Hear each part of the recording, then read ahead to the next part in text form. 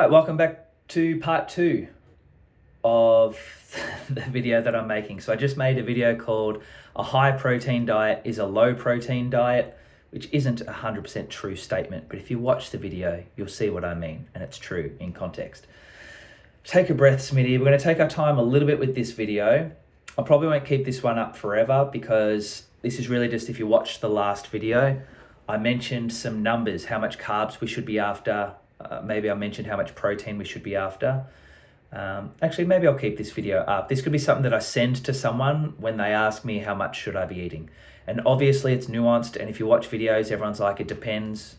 Gender, training age, how healthy you've been, how long have you been healthy, your upbringing, your beliefs on God. Honestly, it all matters to your metabolism. But gosh, wouldn't it be nice to just give people some answers? And I thought I'd start with assuming that you're on, most people I encounter, and if you need help with food, you're going to be on pretty low calories, okay? Even if you're not tracking or restricting, a lot of people, even if you're obese, or overweight, a lot of people really aren't eating much. And it's the wrong foods. It's not the point of the video. So I used the example of my girlfriend Bailey. We tracked, and some days she's on 1,600 calories, which isn't enough, and sometimes she's on 1,800 calories. Sometimes she probably does hit 2,000. But on those days where it's more calories, it's because she or I have had some junk food, whether it be chips, chocolate. We don't really get takeaway, but we do have it sometimes. So on those days, so sometimes she's having 2,000 calories. She is a petite girl and weighs 53, sometimes up to 54, 55 kilos. So she's a really small person, but I still think the numbers can be used for girls who are weighing 60, 70, and 80, small or big.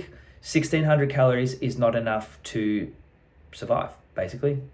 So when we figure out our protein, we're in a protein-centric and muscle-centric time at the moment where that's what's pushed the most. And I won't go into whether that's good or bad or not, but I've got some figures in front of me and some studies that suggest that 0.82 grams per pound of body weight is ideal. I don't listen to studies all the time. I like ignoring studies. I like trying to see what they're trying to say and then coming up with my own ideas. But I agree. I haven't found any benefit in the years that I went above this by a lot. And when I've gone below this, I feel just the same, if not better, but at least the same. So for a 60 kilo girl, that's like 135 pounds. 80% of that might be around 110.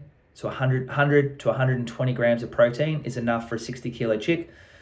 Now, this is lean body weight. The part that's also missing when we give these numbers is it's 0.82 grams per pound of muscle or lean body weight. So not including your fat tissue and other tissue. So if you know that you've got if you weigh 60 kilos, but you know you've got 10 kilos of fat to lose, then you really have 50 kilos of you. So that's, 115 pounds or something. So 80% of that is like 100 grams or less. So I think a lot of people can get by on a lot of chicks. 80 to 100 grams of protein is great. Guys, 100 to 120. Bigger guys, 120 to 150. That's adequate for just your everyday life. Now, if we're bodybuilding, we're trying to gain some muscle or strength, and we're strength training, that will increase a little bit. I don't think it increases by much. So you can just aim for the higher end of that range that I gave you, just like 0.8 grams or maybe a gram per pound. Now that's all well and good, but if you're on 1,600 calories, a quarter or more, probably like a third of your diet is now protein. It doesn't leave enough for carbs. Carbs needs to be, what I spoke about in the last video was the brain, all right, never switches off, and they found out somehow 130 grams of carbs or glucose per day. That's for an average person who is a silly, non-thinking person. Bigger people with larger brains, just the size, might be 150 grams per day.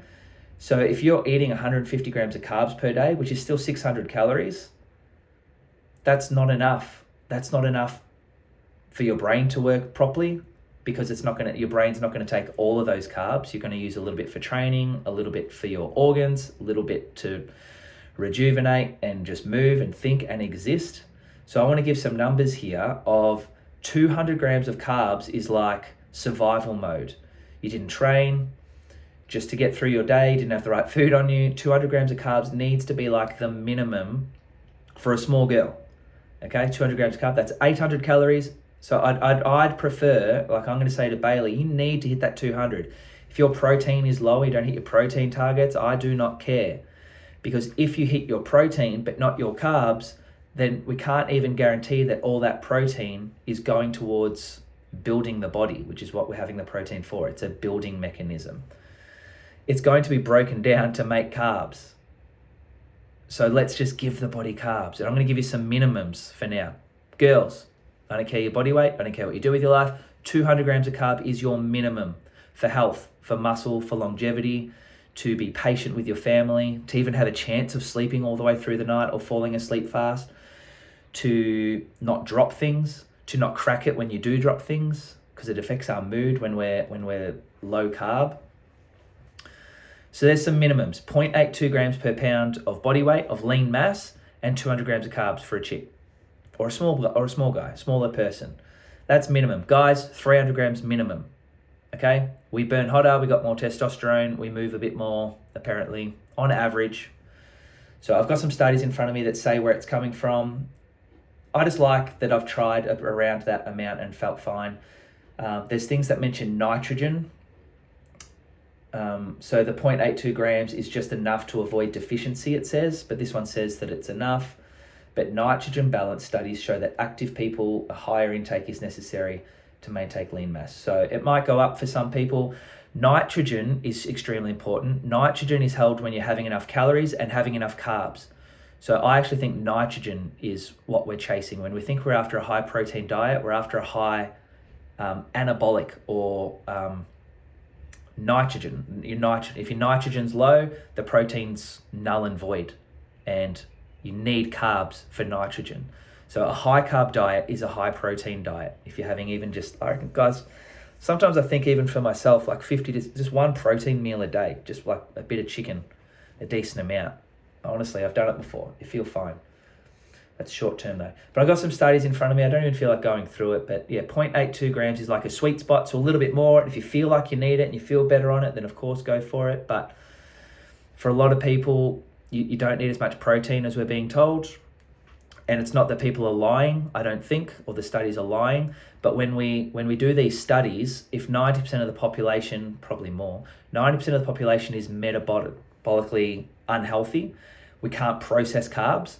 So for those people, the carbs don't do as well. They don't feel as good on carbs. The carbs aren't doing their job. And obese metabolism struggles to go from oxidizing fat at rest to carbs after ingesting them. I'll say that again. An obese metabolism, nothing to do with your size. You could be healthy body weight and be obese, have an obese metabolism.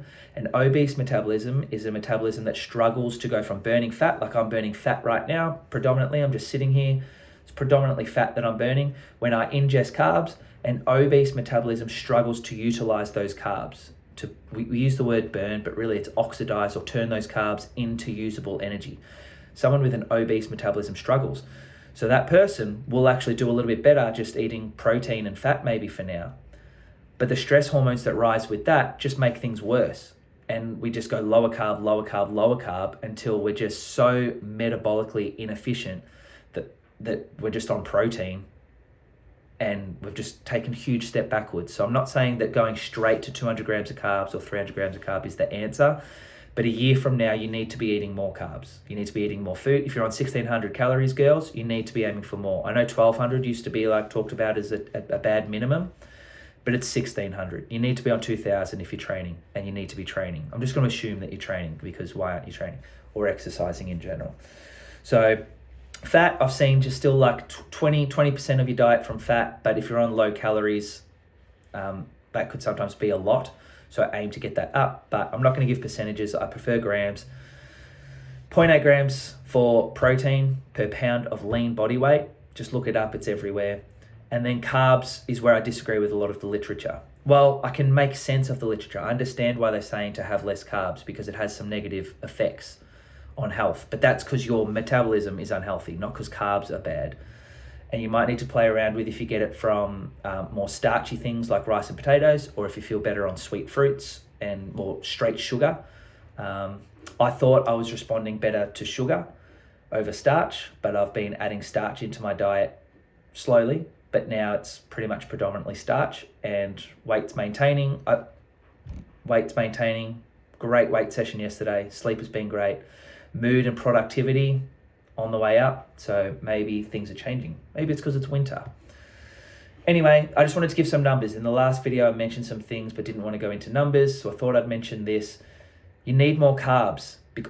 High protein diets are so fantastic. They are the most nutritious foods we can have. They've got all so much vitamins and minerals that we can't get, or you need so much fruit and so much starch to be able to get that stuff that a steak and eggs can just give you straight away. But in order for the protein to do its job, you need carbs. You need your nitrogen to be high for the protein to do its job. So you need carbs. Girls, like, man, 200 is like, yeah, if you're training, I'd be like worried. I'd be like, man, don't train. If you're only on 200 grams of carbs a day, don't train too much. And I hope your work is nice and cruisy. And I hope you don't have kids that you have to look after and stuff like that. You got to be aiming for 3. Guys, 4. I'm on 450 at the moment. I don't really feel much better when I've had 550, and I just feel about the same. Maybe more watery, makes me go to the toilet a lot more, but that's when I was on higher fruit, I guess. But it is something to be played with, and you can have more on some days than others. But moving forward into this next phase of the world, I don't know what I'm trying to say, man, we have to move away from carbs being the enemy. It is the exact opposite, and it's okay. It makes sense that you're not responding well to carbs. That makes sense. But that doesn't mean that more protein and avoiding carbs is the answer. It's the opposite, okay? Not demonizing any macro. So if you're a fan of any of those macros, maybe you do carnivore or keto, maybe you're a fan of high fat, I get it. Fat is great. But I want to choose the diet that keeps stress hormones the lowest. I think it's so easy, nutrition science.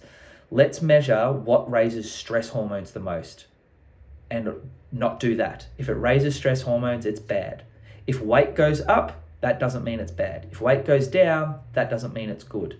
But stress hormones need to be low. That's such an easy thing to look for. What makes stress hormones go up? Let's do the opposite, okay? Ice baths, out. Marathons, out.